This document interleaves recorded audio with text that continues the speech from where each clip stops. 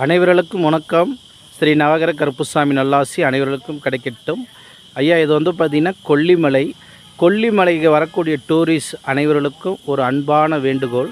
வரக்கூடிய இடத்துல plastic, paper இது மாதிரியான விஷயங்களெல்லாம் போடாமல் இருக்கணும். ரெண்டாவது, மது குடிச்சிட்டு பாட்டில் போடாமல் இருங்க.